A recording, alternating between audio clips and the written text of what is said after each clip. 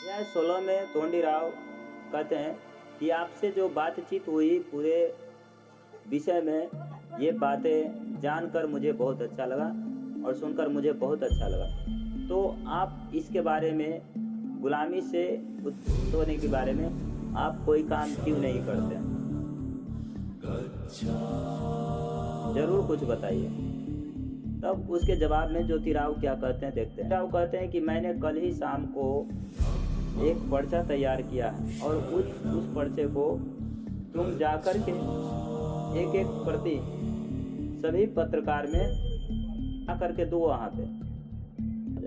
इसके बारे में ज्योतिराव हिंदू धर्म और ब्राह्मण धर्म की जो धर्म है उसकी इतिहास बताते हैं और उसकी कमियों को बताते हैं और बताते हुए आगे पर्चे में लिखते जाते हैं कि किस तरह से यूरोपियन लोग जब आए तो शूद्रों अति शूद्रों को स्थिति सुधरी और किस तरह से वो समझा बुझा कर आगे बढ़ाया और हालत को सुधारा और काम काज शिक्षा दीक्षा दिया।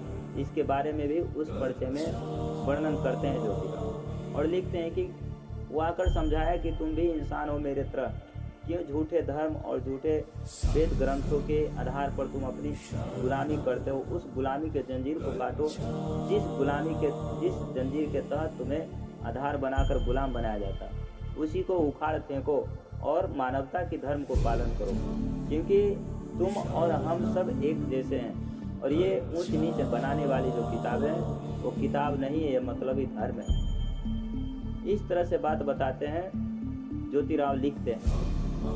लिखते हैं कि जो जाति पूर्वाग्रह से ग्रसित हैं और तुम्हें नीच दिखाने की कोशिश करते हैं, जिस कर्म के द्वारा तुम्हें नीच दिखाते हैं उस कर्म को प्रतिबंधित करो और उसे कभी उच्च होने की अवसर मत दो और तुम अपने आप को जलील होने की अवसर मत दो। इस तरह से कार्य करो कि उन्हें कोई मौका न दो।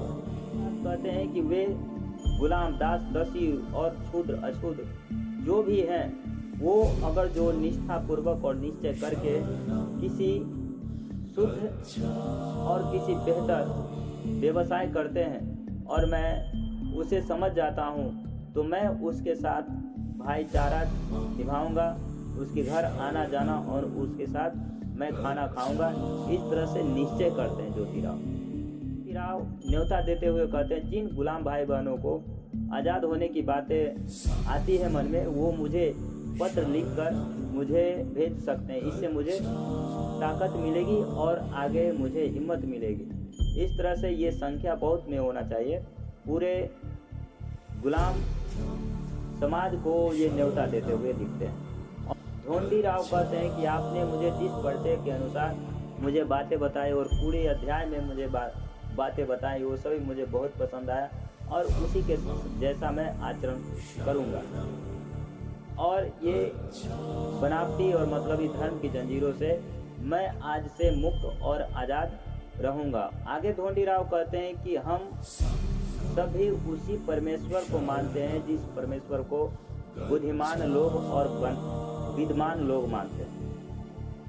तो क्या उस परमेश्वर को ये दया नहीं आती कि हम लोग पे कितना अत्याचार हो रहा है, गुलामी के जंजीरों में बांधा जा रहा है और प्रताड़ित किया जा रहा है? क्या ये उस परमेश्वर को दिखाई नहीं देता है? इसके बारे में यह क्या कमज़ोर है? इस तरह से प्रश्न चिन्ह लगाते हुए ये अध्याय को समाप्त करते हैं।